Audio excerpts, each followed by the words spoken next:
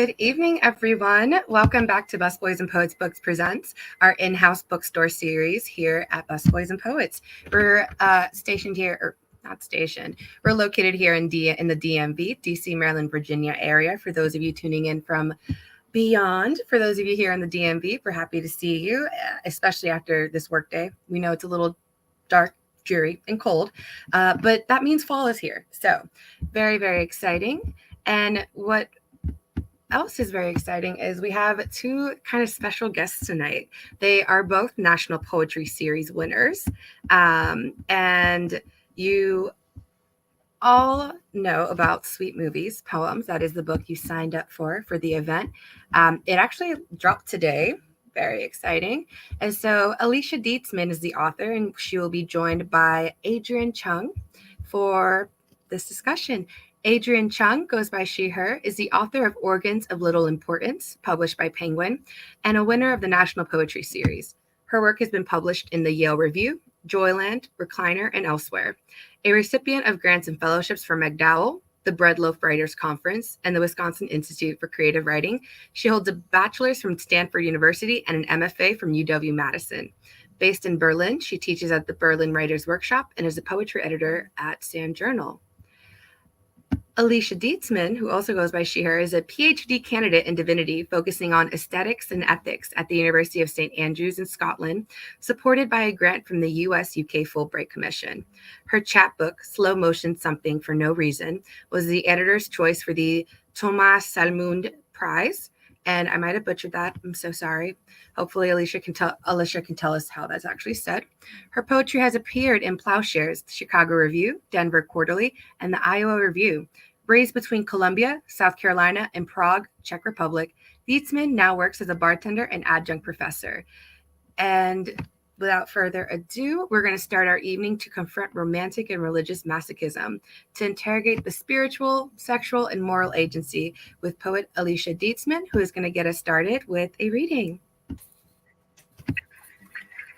Hi, I'm very, very excited to be here. I was going to say with y'all tonight. I guess it's the evening on the East Coast. I'm in California, and it's still the middle of the afternoon. But, okay.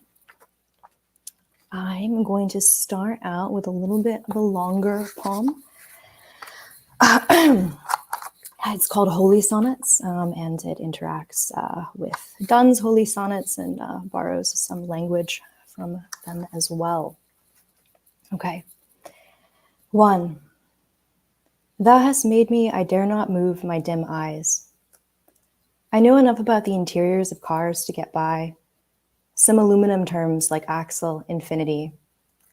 My mother told me nobody can be trusted if they say they love you. 2. As do thine image, I wilt, yieldingly sometimes. A good movie is a movie where nobody knows anything but the end, and throughout the nature of everything nobody knows loops a constant. It is warm. A woman swims in the Mediterranean, her small, naked mouth an eternity. 3. O holy discontent, some fruit, night scouting. Lord, you did not leave me. If nothing else remains, let this. 4. Like doom, grace. I said I know enough to get by. I know where the gun is kept and how to use it. This surprises people sometimes. I know where the money is too, and the keys. I know what we can't outrun. And I know when to give up and reveal the morning tongues of my arms, and like it, some. I listen. 5. I am a little new land, burn me. I tell you what, I'd like to let you cut me in the courtyard where I'm weakest and sweetest, and one day I will understand myself in a grand historical sense, I know. 6. Unjoint my fear and purged I leave the world. It was a long drive that time I was lost somewhat in Wyoming and listening to the voices all night. I kept the driver awake with questions. How can you tell when the wind will shift and turn the fire and overwhelm you? And then, what recourse? Are you ever afraid or mostly only very well trained? It is important for me to know if anyone panics. 7. Let me mourn a space.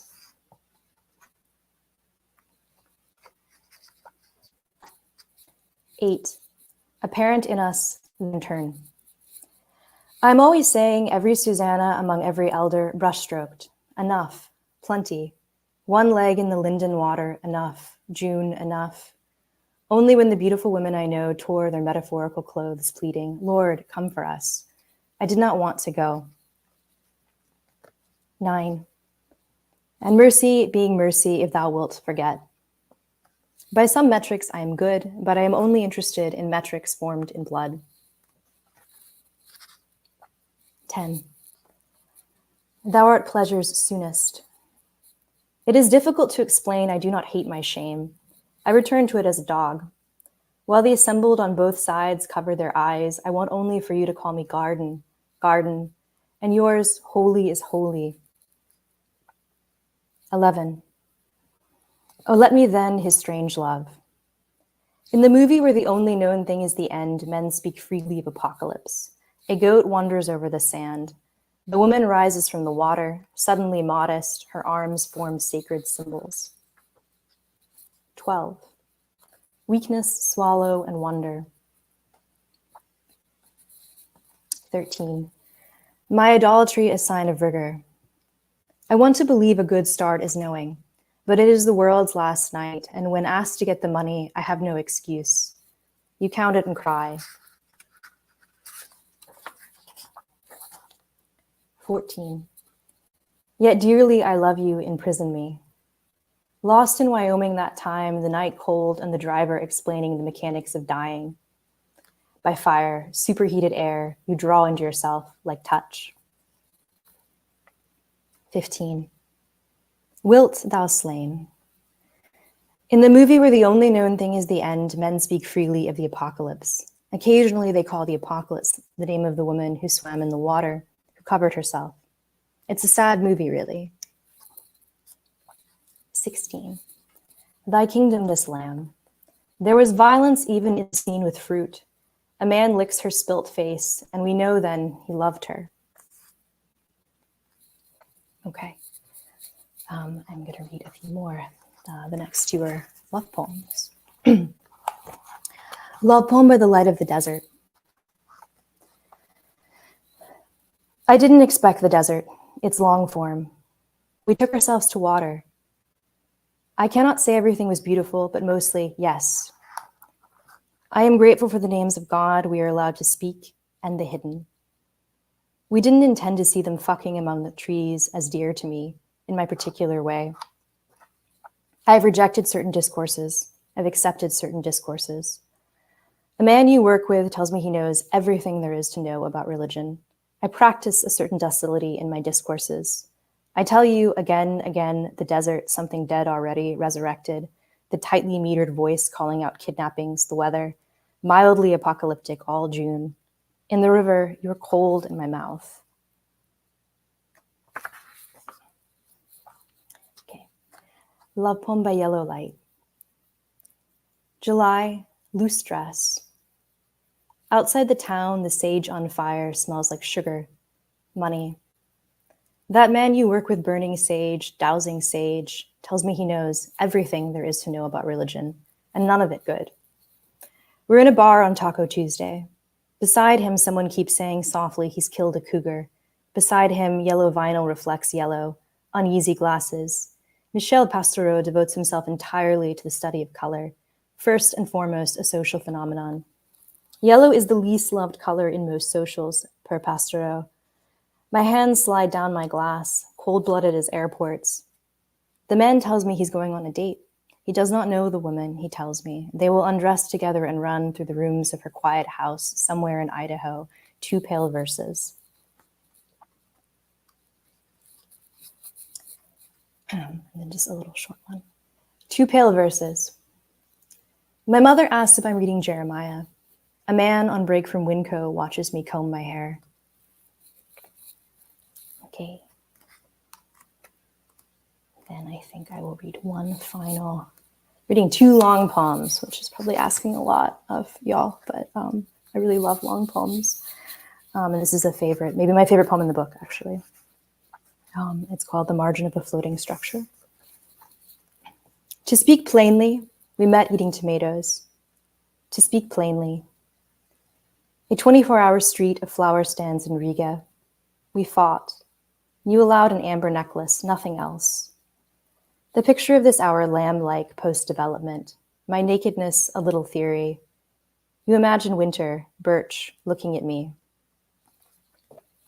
Once a year in Arkansas, my father sits in a house returning to dust. In the Europe of my childhood, my mother has handed irises. I know they have wondered why they came, but have never left, live on a street still with lindens. Memory, an island on the river. The balcony of the theater speaking hotly how he ate his lover. The attendant touches our coats like I have your mouth an hour before. This is a strange continent. I tell you there was a point of no return. A shop selling only lamps that have lit wars. The man wraps our purchase in plastic. Outside, a night. This is not a moral object, the poem. Walking the Tiergarten, my father tells me about the 80s here. He tells me his favorite memory of his father skinning a deer together back home. An hour's drive past Memphis, it quiets. How can I be without border? The lonely hair clips of an empress, cherry liqueur and a little theory, a bucket of rusting Soviet-era pins. Tourists wondering how it all became so cliche, what they wanted untouched. What has been untouched? On binge, local lady rubs body against. Groups of young boys roam the gardens newly dark, the scent of onions on the pillow. In the conventional manner, we unclothe. In Riga, we watch a woman laden with flowers, fat roses, small dogs, you tell me. Next door's party leaks through the walls. You make me watch L'Avventura, Monica Vitti, soft, unnaturally beautiful as the snapped neck of a rabbit. I make you watch Dog Days. I feel as if I remember the lawns and rooms, man in dumb yellow shirt, the one too who hits her, unsimulated, the one who says, you're like all the other bitches. Things are easier for me received. Once a year in Arkansas, my father kills snakes in a house returning to dust. My grandfather dies, loosening his tie in a church corridor, looking. Out the window where he smoked with the elders, a famous highway, a long green. Another dream, my father sits with his father in the house returning to dust. I know my doubt disappoints him. My sisters and I tan our legs, our appliance white art history torsos inside on the kitchen floor, trash splayed over every visible surface. Have you accepted Jesus Christ as your Lord and Savior? I do not mind anymore my low church, how unwieldy the many factors like a horse. Near home in the Europe of my childhood at the ossuary, the tourists wonder how it all became so touched. And why does everyone have the same ideas, they ask? Come with me. Habsburg Park design. Somewhere beneath our meeting, how do you say this with more breath? A plague burial, all the rain in the air. God loves you and offers a wonderful plan for your life. On a bus nearly to Russia, on a beach with a bunker, cucumbers, vodka that tastes like the palm of a hand, simultaneity. The parquet in the summer palace is as much evidence as anything God loves us. Sweetness in the porcelain belly up, you could break with your jaw, easy. Those display case milkmaids dressed in fingernails. Long walk back to the sea and an interlude of trees. Lost looking for a grave in the birch, like nakedness, the flower in a fish cut a certain way. I can't stop looking at you, to speak plainly. I can't stop looking. Okay, so that is what I had planned, and I believe now that Adrian is going to read some for us. Hi, thank you so much for that, Alisha. That was amazing. So I'm Adrian, and I'm broadcasting from the James Baldwin Library at McDowell Residence. This isn't, I'm not usually in a library. It looks like Hogwarts. And I wonder if I should take off my glasses. I wonder, like, can users put in comments and let me know if the vibe is glasses on or off? Or is that asking too much of the audience? All right. Well, thank you so much for those poems. So beautiful. And the lighting was beautiful where you were, Alisha, also, because I'm in the East Coast and it's already dark at 6:15. All right, so my book is called Organs of Little Importance. And it just came out on last Monday. And me and Alisha both won the same prize. And there's actually 5 winners each year. All right, so maybe I'll start with the first poem in the book, which is a ghazal. It's an Arabic form from Glasses Off. Okay. Thank you. Now I can't see the screen is the problem, but I can see the book. All right, so this first poem that opens my book is a ghazal, which is an Arabic word, and the form is from 7th century Arab poetry, and the form is beautiful. It's basically written all in couplets, and then each couplet ends with the same refrain. So, I think there's almost no way to make this poem not good. It's just a beautiful form. And then the final couplet, the poet puts their own name in it as like a sign off. And traditionally it was, traditionally you don't have a narrative with it. So I read it's like pearls in a bowl rather than pearls on a string. And there's one where, traditionally it should always deal with themes of melancholy, desolation, lost love, which is my only theme. So, all right. 1 second. Also, the title, it's called Tasman. Tasman was a Euro fling I had in like 2005. And I haven't had any emotional connection to him since. It's now been, my math is really, 13 years. So no emotional connection, but I did name the first poem in my book after him. So if he ever picks this up, which I don't think he will, I don't want him getting ideas. Anyway, Tasman. It was summer in Berlin. I wore a dress of white muslin. I slept by the window, draped in Mennonite muslin. In a hostel I met an Australian named Tasman. 2 weeks of heaven, smeared Marmite on muslin. When Tasman went home, I pleaded with heaven. Night hung low in the branches, twilight muslin. Why is there always that scene in the movies? White sheets on clotheslines, rippling like muslin. My mother prayed for a girl in pink satin. God punished her with a small fright in muslin. She loved me so much that she slapped me and singed me. In the morning, I bandaged my eyes in tight muslin. I understood. No one's perfect. Even Plath could have called it a lampshade of bright muslin. I chased the moon. I howled for my Tasman. I stumbled through brambles in a dress of sliced muslin. The next morning, I arrived at a clearing. The trees had pale leaves, like they might be muslin. Look where you are, Adrian. It's just like the movies. White flags around you, rippling like muslin. All right. There is, I don't know if anyone out there caught this, but Tasman was Australian, and I mentioned Marmite, and Marmite is New Zealand, but that's just what worked with my rhyme scheme. So that's a secret that you guys can know. All right, so next I'll read, trying to figure out how much time I have left. So if someone in the private chat can put in how many minutes. I'm going to read this one called, thank you, called La Sagra, and that means holiday in Italian. And it was inspired by an Italian class I took. La Sagra. We learned the word for holiday. We went around the room, each naming one. I said Chinese New Year. Someone said Halloween. Then someone said hay rides at the pumpkin patch, and I imagined myself on the back of a truck at dusk, a little drunk and laughing, knocking into the side of the wagon as it swung around bales of hay, gold filaments in the sky like rain. Who is this small child at my side?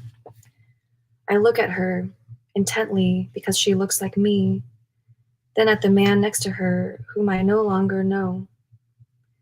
Moonlight binds our hands in a straight line from heaven to earth. Someone says Thanksgiving.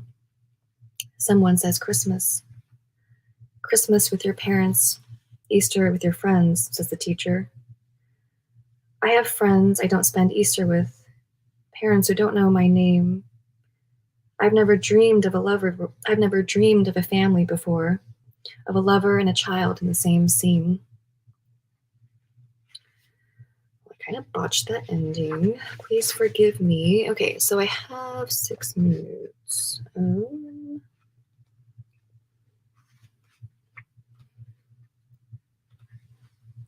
I think I'll read 2 poems that I wrote in workshop with Louise Glick, who recently passed.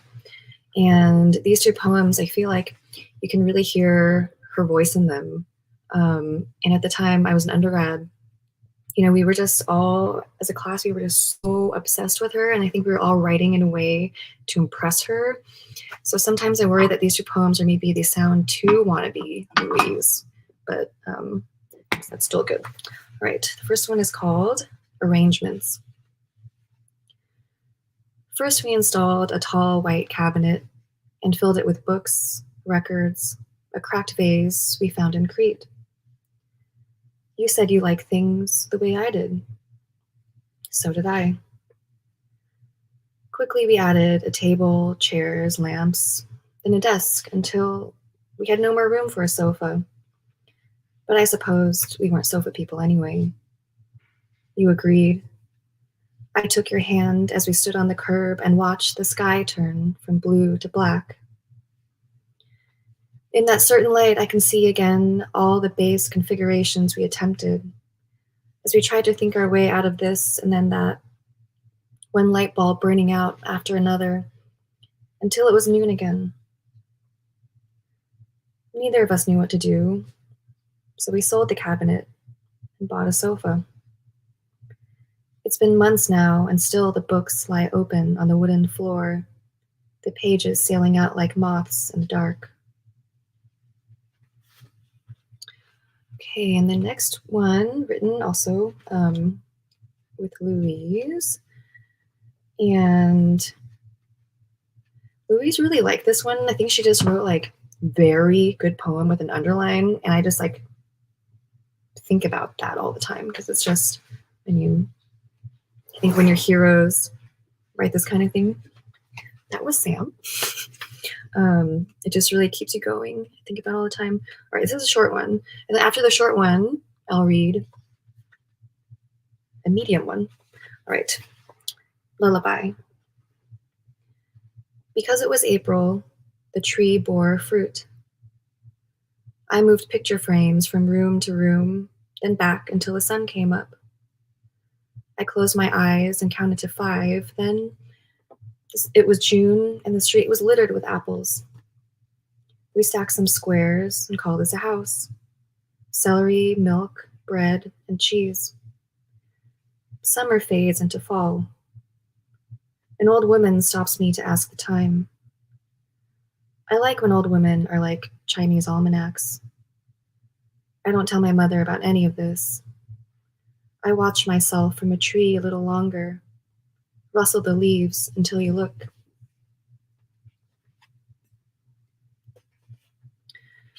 All right, and then I was going to read a medium one. Usually I like to read the room when I read. I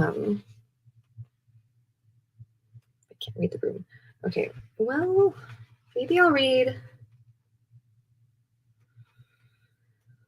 I think. Yeah, I'll read the one that I wrote about being lonely in Wisconsin, since Alisha and I actually both went to the same MFA program, although 4 years apart. But basically, I had moved to Wisconsin right before the pandemic happened, and that was rough. It was really rough. Okay, the stenographer. And a stenographer is the person in like a courtroom who like types on that machine really quickly. The stenographer. I have no house cat, no TV, no lover I can touch. I sing a song in a house inside my head and imagine children sitting around me, watching in the dark. Some nights I'm scared I won't be able to sing. No song but the whir of a fan half circling in the bedroom corner, where in my dreams I'm in a valley looking up at the sky. Alien angles of a desert sunset, sparkling violet and bright green. The line between that world and this one, invisible as an ending, where pain would be not punishment, but reprieve. I have not been visible now for a while. I slipped between the hours, barely touching the surface of my life. Time chased me, passing audibly in the winter. Scratch of an ice skate circling over the neon buzz of the Hy-Vee. I was trailed by a beer can in a lake, shadow of a plane over cornfields, true blue beauty of a Midwestern set, landlocked and unburdened by freedom, reeds swaying on the bank, as though it were some other place. All right, so that concludes my reading.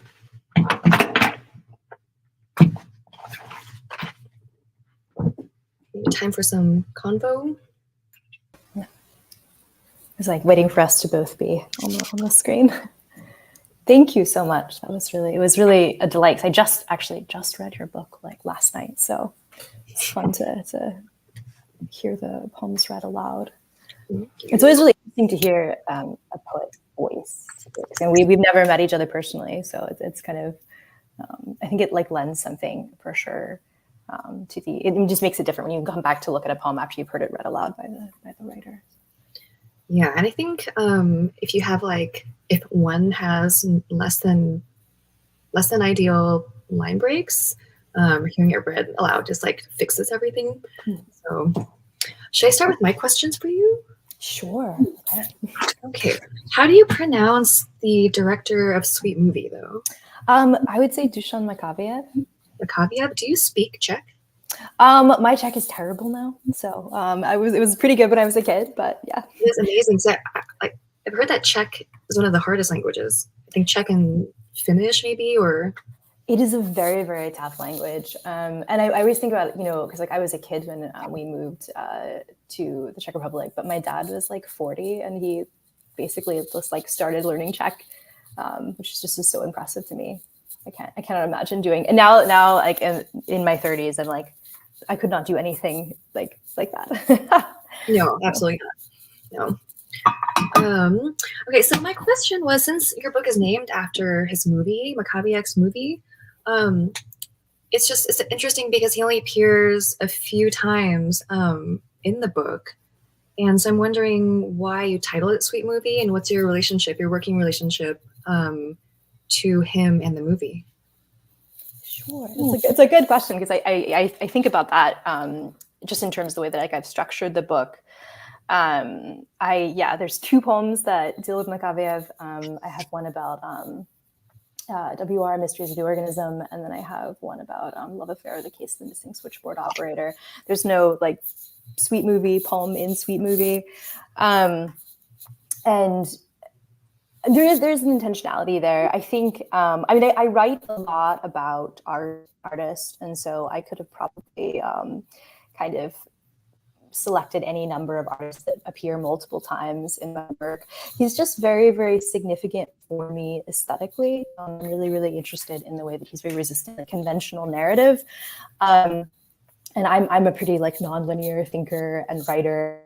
And I think that you might be poetry is kind of resistant to conventional narrative. But I do think a lot of poetry sort of follows, a narrative structure and has more of an arc, particularly in a collection, which is not not a weakness. Some of the best poetry I've ever read, or my favorite books, are quite can follow kind of a conventional narrative structure. But I, as a writer, am really interested in resisting that, and I think his films really, particularly his later experimental work, is quite resistant to that.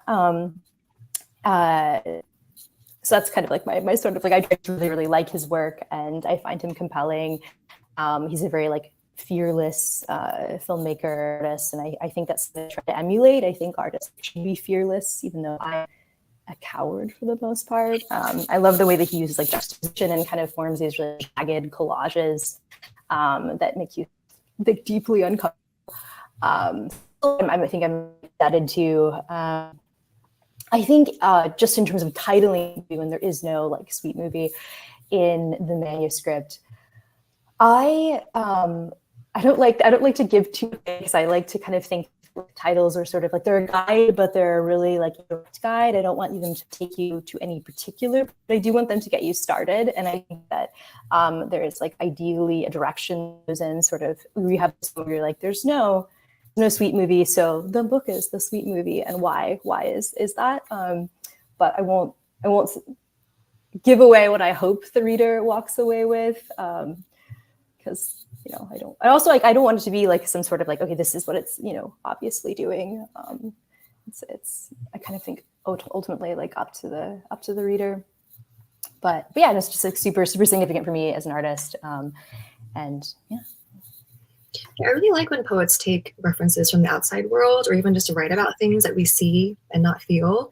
Because I feel like oftentimes with poets, we just want to write about our feelings, and that's it, without anything like we'll talk about what's happening in here, but we won't talk about what's outside the window. Or so yeah, I really like things that bring in the outside. And then my other question was, what draws you to ekphrasis? I guess maybe you kind of answered that in the previous question, but if you want to talk about what draws you to the love poem or the ekphrastic form. Sure. Yeah.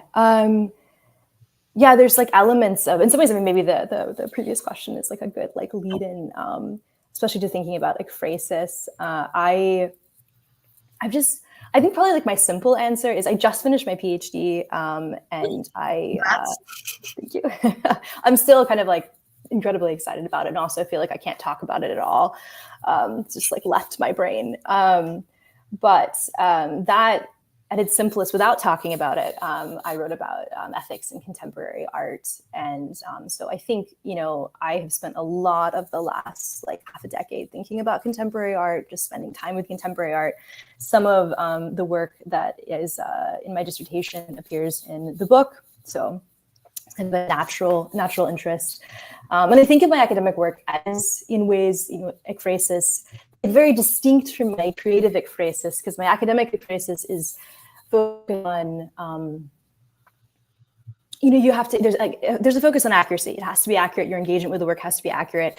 When I'm writing about art in Sweet Movie, I am not really interested in accuracy. Like I don't go back and fact check myself when I'm writing about movies. I just want to kind of capture the experience of experiencing a work of art and what that makes you think about and feel. I think it was interesting you're saying that we all poets want to write about their emotions, and I think I do, but I'm also very like nervous to do so. And I think ekphrasis also allows me to have that kind of like, it's like a mediated way to get to the self. So I can kind of start to tackle what I'm feeling and thinking about without it being like so overt, because that's really tricky for me.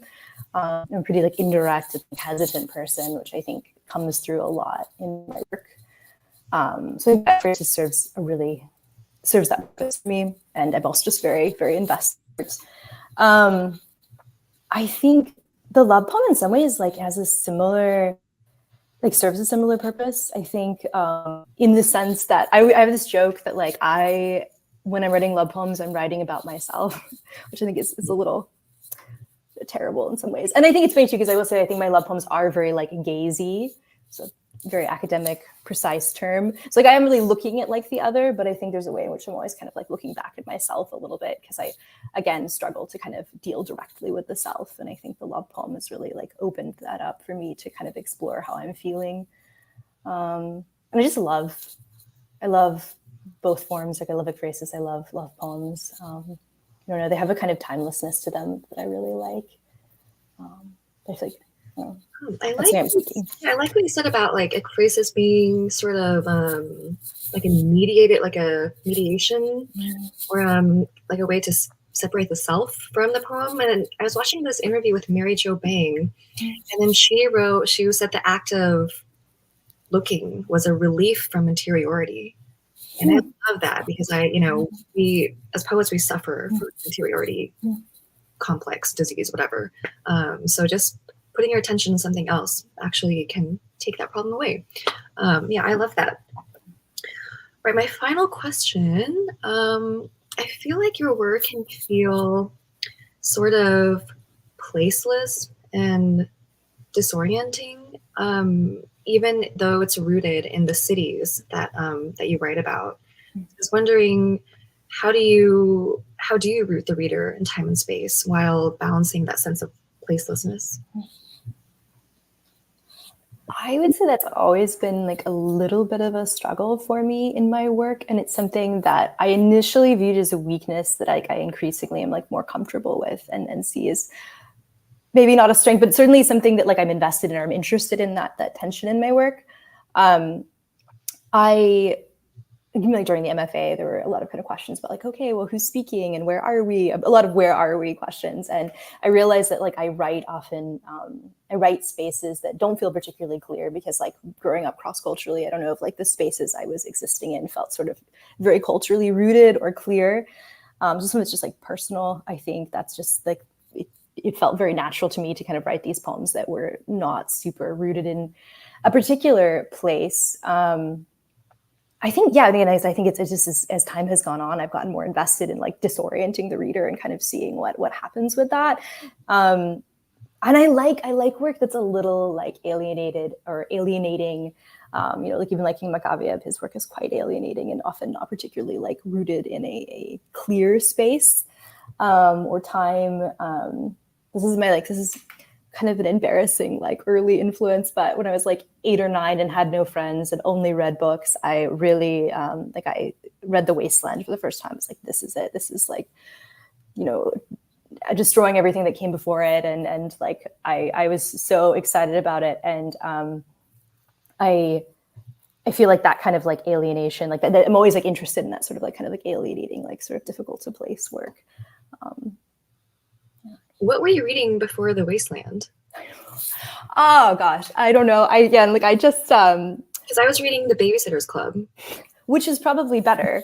I did read some of The Babysitter's Club. I read anything I could get my hands on. My older sister had The Babysitter's Club, and I read like encyclopedias. I was homeschooled, so it was just kind of like, which in my case basically meant just like, Alisha, go read some books. So I just sort of read whatever I found. Wow. Well, thank you for those questions. I realized I was like, wait, I stopped. And then I was like, I have questions for you now. I haven't thought about The Babysitter's Club in a long time.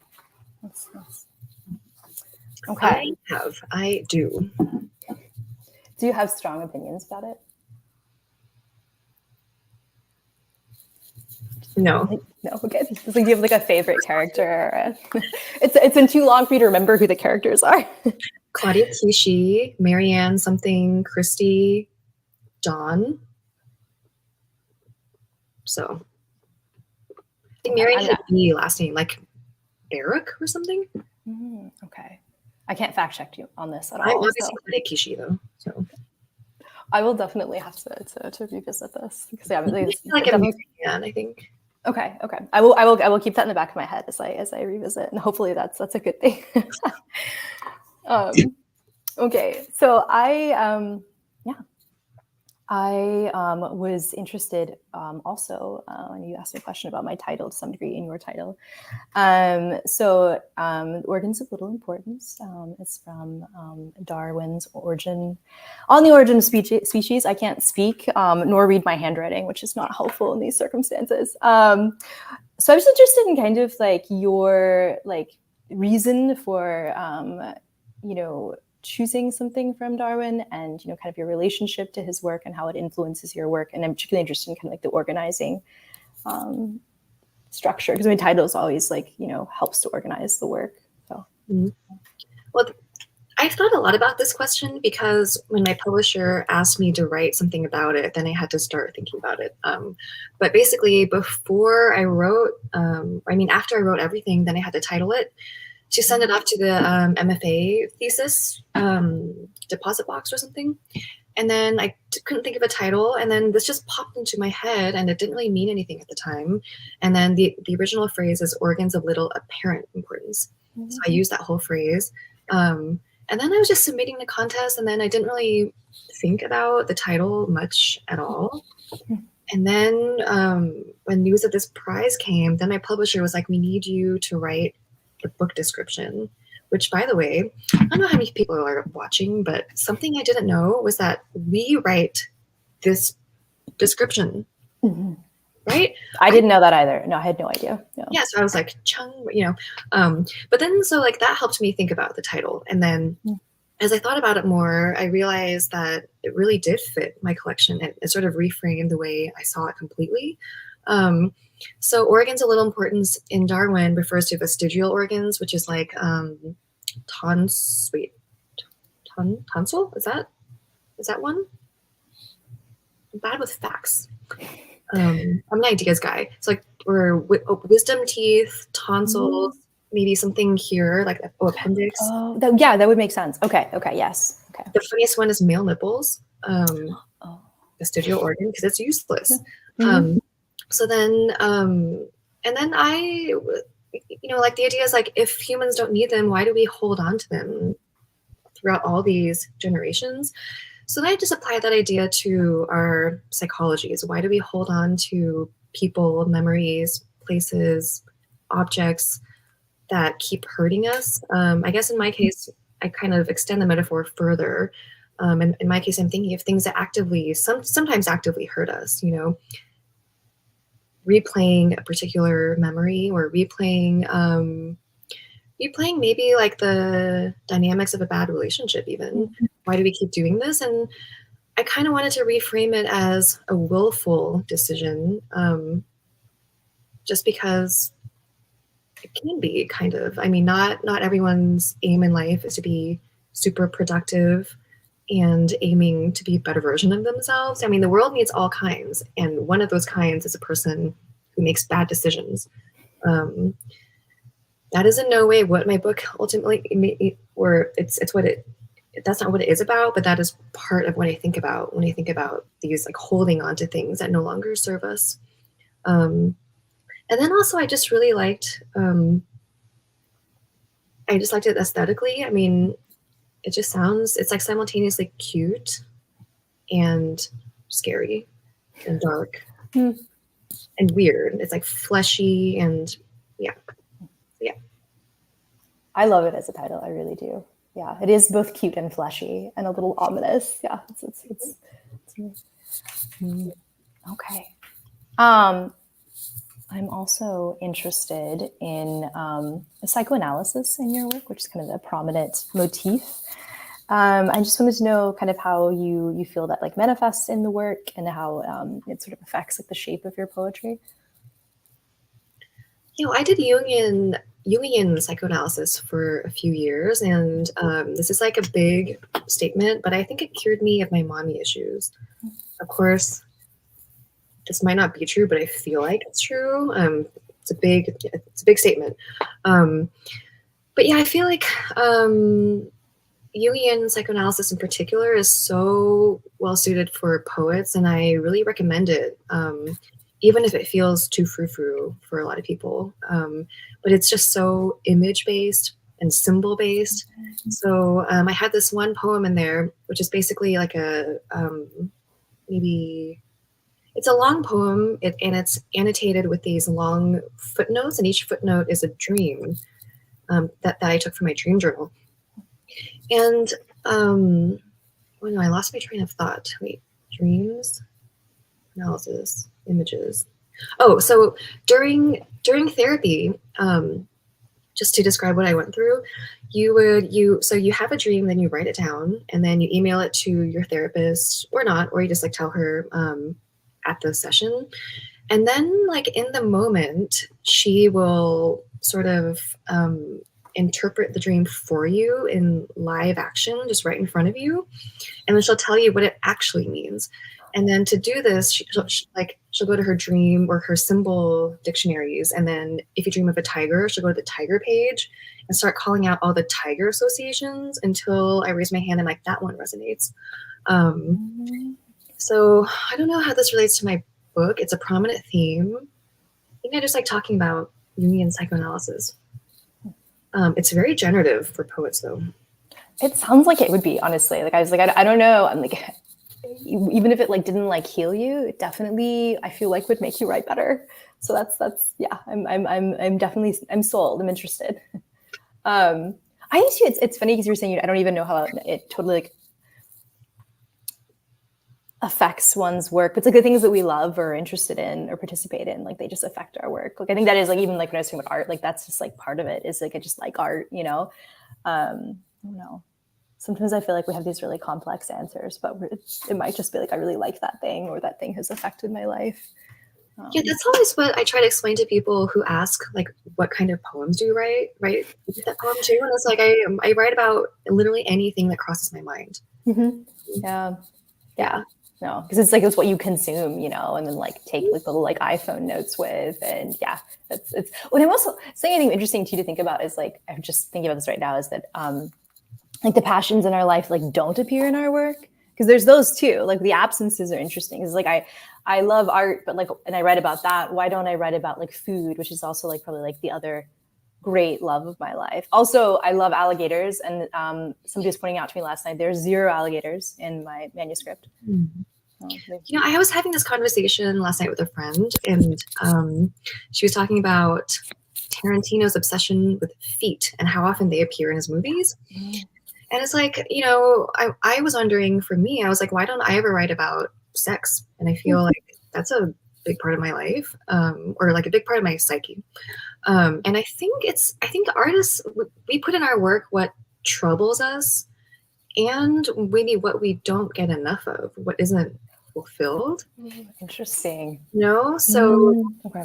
I'm not trying to like make any insinuations. No. I think you're right though. I think that's really interesting. I think you're right. Because it's like, and there's like I know, you know, I feel like very like, I don't know, like there's like a safety in certain loves, you know, like a safety in like food or alligators that I don't maybe necessarily have with everything else. There's like an anxiety with art. I think there's even an anxiety, you know, with anything that feels sort of like academic or a little bit like difficult for me personally, just because, I mean, I mentioned earlier I was like homeschooled, and I think my confidence sometimes in speaking about complex things is like lower than some people's, even like post a PhD. So that's interesting. Yeah. I definitely give off like big brain vibes. I love that. Thank you. I'll take it. I'm mostly just so like scattered that I love when you like stopped and you're like, I don't know how this relates to my work. It's like I feel this all the time. I don't know where I am exactly. But we'll get back there, maybe. But okay. Speaking of returning to the subject at hand, I was also really interested in like humor in your work. I do find your work funny, and I can see in like interacting with you now that you are also a funny person, so that's probably part of it. But what role do you feel humor plays in your work? I just want to say I had a pre-launch party in Berlin, and it made me realize that I don't want to read my poetry. I just want to do stand-up. Yeah, so there's an author, Tess Gunty. Have you heard of her? Mm-hmm. She wrote The Rabbit Hutch. I wish I wrote down what she said. It was this interview with a certain prize she won, and the question was like, how do you like maybe like it was about the oppositions in a book. So if you have one topic, it necessitates the opposite of that.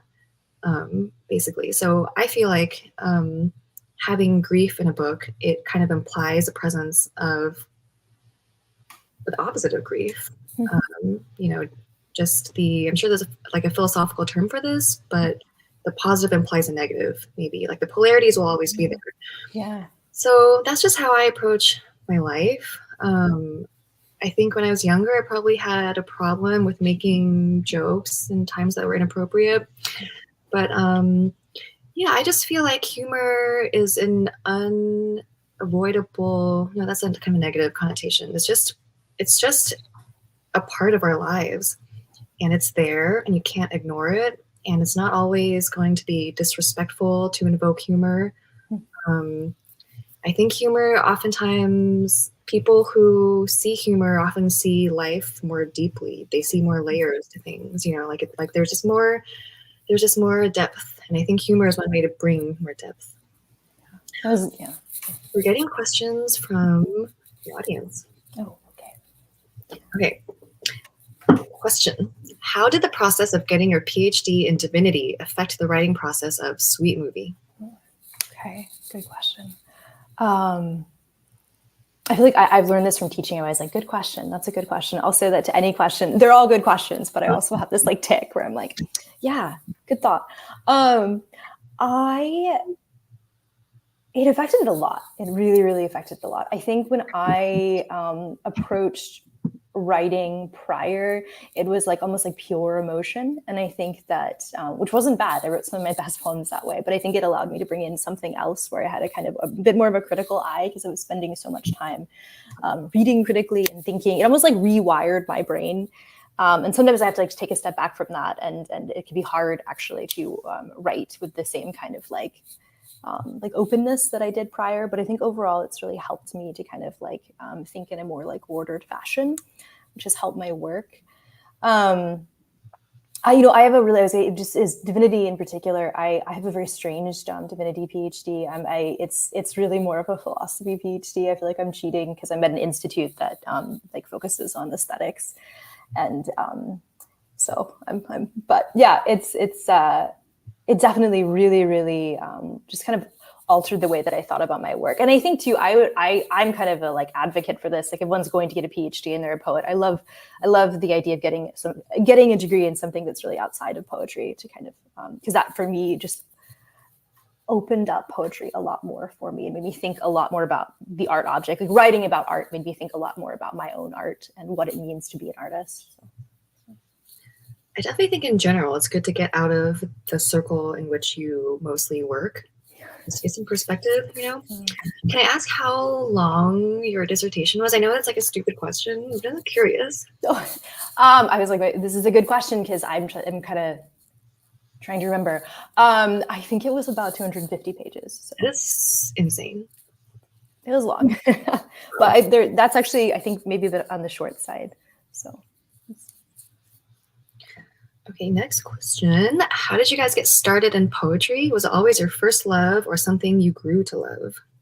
Do you want to start? Okay, how did I get started? I always liked it. I think I remember I wrote like a bang or a poem when I was 9, and I got put into this like elementary school anthology that I was in. It was called like Weeping Willow. But then I really started taking it seriously pretty late in life. I think I was like maybe 32 when I learned about this thing called the MFA, where they pay you to go to do this thing. So that's how I got formally started. I was like, oh, this is kind of like a viable way to live. But as for first love, definitely a first love. Yeah. You? Alisha? I have also always really liked poetry. I think I mentioned that I was kind of a sort of a lonely kid who read a lot, so that was kind of my early relationship to it. And I wrote, I didn't like write with any audience because I was homeschooled. There weren't any sort of like anthologies. Was it Weeping Willow?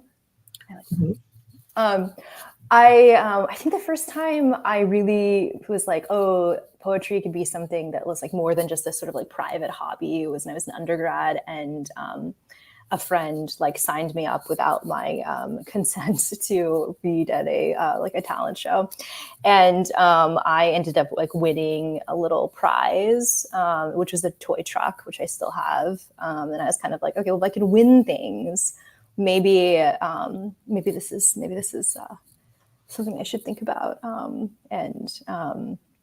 I just like wrote privately for a really, really long time, and then eventually kind of slowly sort of started to see it as something that I could share. And I also found out I wasn't like 32, but I was older when I found out about the MFA and were being like extremely startled by it, and was like, oh yeah, like you could be paid to do this. Like this is excellent. The year I went to the MFA, I doubled my income from the prior year. It was like the best thing ever. So Wow. Were you a barista at that point, or? I worked as a paraeducator in a public school, so I was making like $11,000 a year. So. Were you in California before you went there? I was in Iowa before Wisconsin. So okay, so the cold wasn't like a huge shock. Like I went from San Francisco. Oh gosh. Yeah. It's awful. Like, I mean, it wasn't a huge shock, but like it's still like it's yeah, like the lake freezes over. That's still something that, yeah. And people ice fish. So should I read the questions? I can read the next one. Okay. Okay. So, question: what advice do you have for writers, poets in particular? Okay. You think about this and take this seriously. I feel like something that I'm saying all the time lately is to, this is not very practical advice maybe, but just in terms of like growing as a poet, I think spend a lot of your time looking, which seems like a really, really easy thing or an easy assignment maybe. But I think that's like the single most important thing, like for me as a writer, is to just really invest in like always viewing every single experience, every single interaction. I use a lot of like found material in my work. I think to always just kind of view everything in life as like possibly part of a poem, and just to really be like open to looking at the world and taking the world in. Practical advice. We're just talking about, I think the MFA really helped me. If you can get into a funded MFA, it was life-changing for me. It really provided a lot of support. Yeah, I mean, there's a lot of like anti-MFA sentiment, I feel like, but I mean, it was fine, and I would do it again. I think all MFA students will complain about their program. So if this is coming from someone who's like thinking about applying to one or going, I would say just try. And I think all the negative, I mean, there are some programs that maybe went through some drama, but you can easily find those out. But advice, this might like kind of go with the next question about routines associated with writing. But I would say my advice would be to just like don't get hung up about productivity, and don't feel guilty if you don't produce anything. This is uncommon. I feel like every writer I know, maybe even you, Alisha, feels bad if they don't write that day. Like, do you feel guilty? I was like, just like, very much to affirm that. I like really, really agree with you. I often don't write for like weeks or months at a time, and then I write my best work. I think for me, it's something where it's almost like hunger or something, where you just like have to like let it, like it's like best when you like give yourself a little bit of like, I don't know, like I like delayed gratification in writing, and I think I write weekly when I write. Every day. It's just not, I know. And I feel like there is a lot of advice right now that's kind of like find a routine and sort of, write daily, like light a candle, and like that helps some people. It just is not, I can't do it. I'm glad that we have similar attitudes toward this, because I feel like that's uncommon. That's helpful. You're so special. But yeah, I really think it's just like not worth it or for me, I feel like I need like the juices get flowing when there's like a cool deadline coming up, or something's like dangling in front of me. But just to sit down and like invoke the muse, does not work for me. It works for a lot of successful writers, but not for me. I believe the muse is outside me, and nothing can make me change my mind about that. Have you ever done this poetry challenge where you join like a email list and then you send a poem a day for a month? Yes, I have been asked to do it, and I have resisted it every time. I did that, and then I was like, okay, I mean, I'll probably get like 3 good poems, and if not, maybe like 5 workable ones. Yeah, I did that for a whole month, didn't get a single anything. So that is proof that you don't need to work that hard. Okay, so then the last question, where did both of you grow up? Sounds like y'all have been all over the world. Alisha, you go first. Sure. Okay.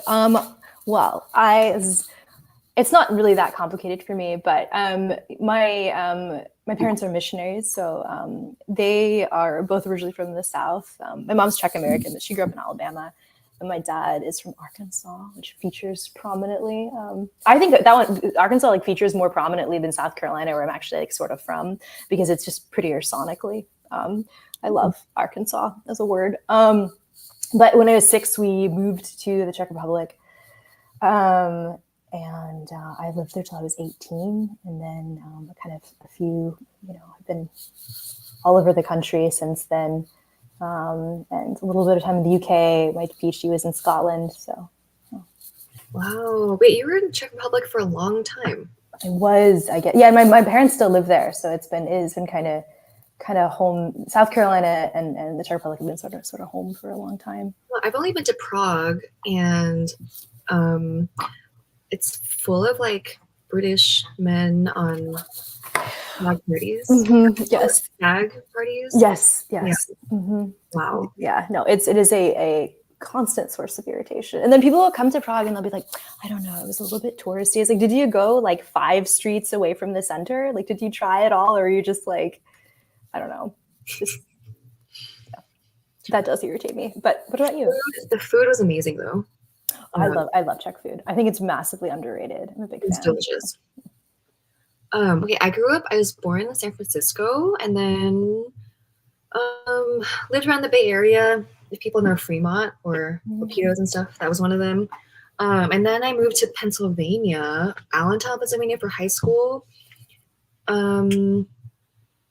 It's just a boring suburb, but I did go there. And then I went to the Bay Area for college, but then I dropped out very quickly because college was not fun.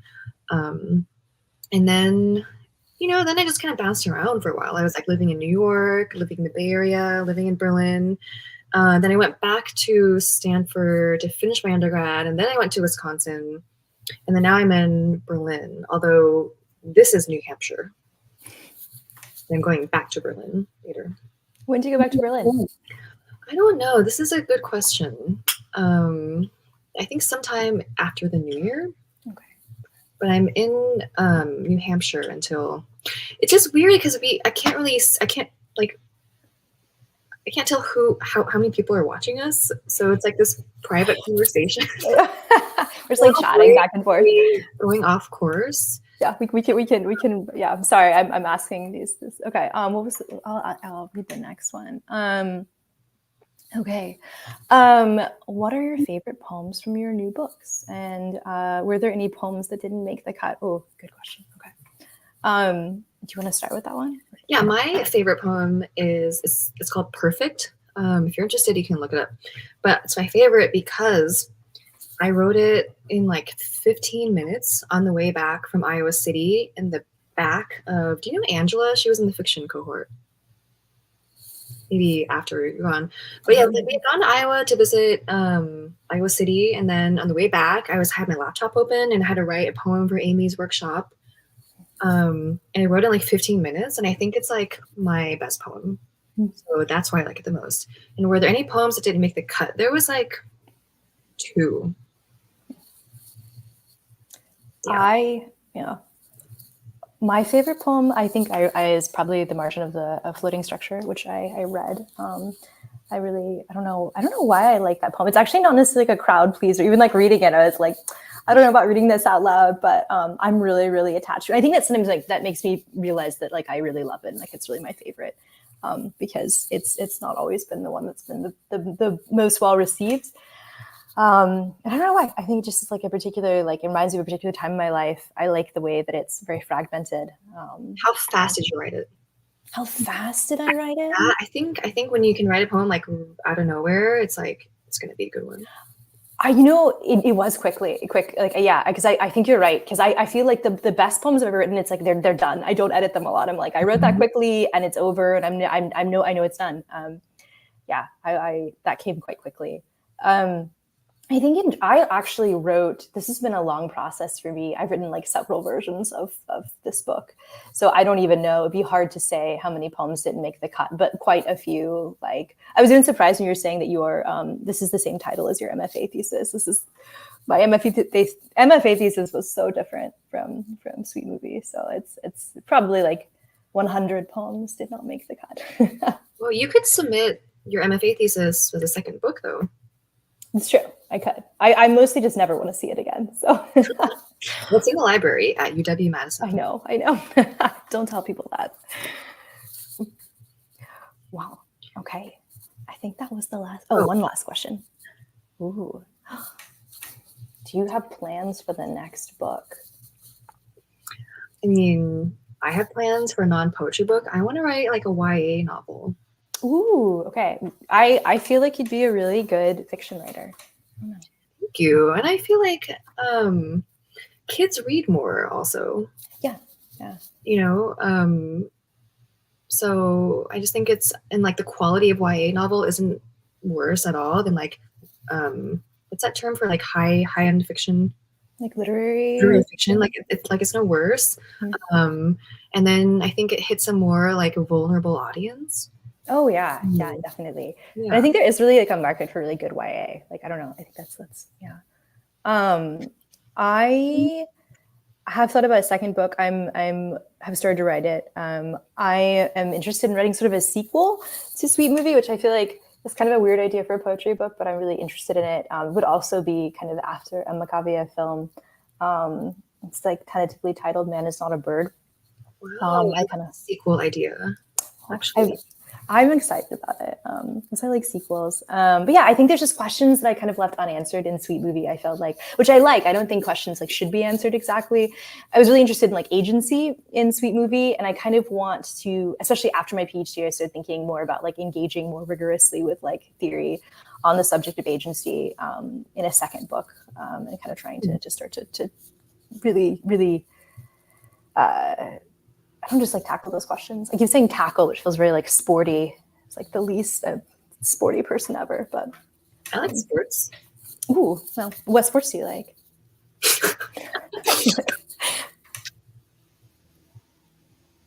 It's the hardest question. I haven't thought about that, actually. I haven't thought so far. Curling. Okay, solid. I like hockey. So that's the only one I'll watch basically because it's straightforward. I know what's happening. And they have good hair. They have great hair. Yeah. There's a lot of fights. There's like things happening. On that note. Hi, folks. Rugby is my favorite sport personally. Rugby. Yeah, I played in college. I accidentally went to Marseille during the World Rugby Cup. Yes. British men. Oh my gosh. Yeah. Well, a whole different world, especially like if you're from America with American football. Well, thank you both for such a lovely conversation. And thank you to everyone at home who's watching. If you wanted to get a copy of their books, oh gosh, Sweet Movie. And can you remind me, Adrian, real quick? I feel like it's Little Importance. Organs of Little Importance. I love the title, but it always escapes me. We have copies for sale on the Eventbrite until 10 p.m. tonight. You can also visit your local indie bookstore. If you're in DC, come visit us at Busboys and Poets Books or from bookshop.org and support your favorite indie and or social. Oh gosh. I know about like the non-binarian bike. I don't know if you guys know. Non-binarian bike is a bike mobile with books, and it just gives out free queer literature to people of all ages. So that's what I'm thinking of. You can check them out as well on Bookshop. And yeah, thank you so much, everyone. Have a great evening, and we hope you have a lovely rest of your week. All right. Thank you so much.